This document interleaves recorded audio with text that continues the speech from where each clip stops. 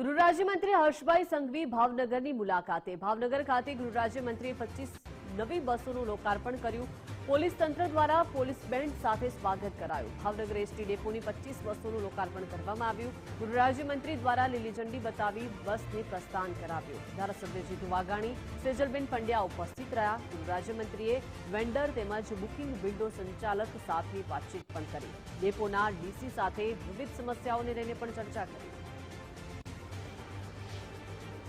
ભાવનગરની ભૂમિ પરથી 25 નવી બસો અહીંના સૌ નાગરિકો માટે સેવામાં ચાલુ કરવામાં આવી છે।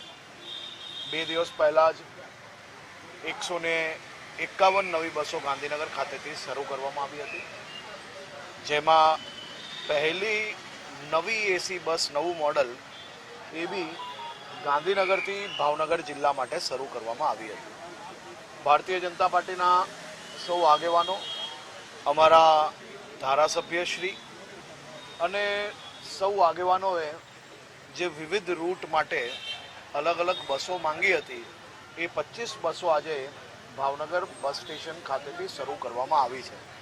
આ બસો થકી કાલથી જ આ જિલ્લાના હજારો લોકોને સીધી અને વ્યવસ્થાઓ જોડે જોડે નવી બસોની અંદર જે ટેકનોલોજીનો ઉપયોગ કરવામાં આવ્યો છે, જેથી ભાવનગરના સૌ નાગરિકોની યાત્રા વધુ સરળ બની શકે તેનો અમે લોકોએ પ્રયત્ન કર્યો છે।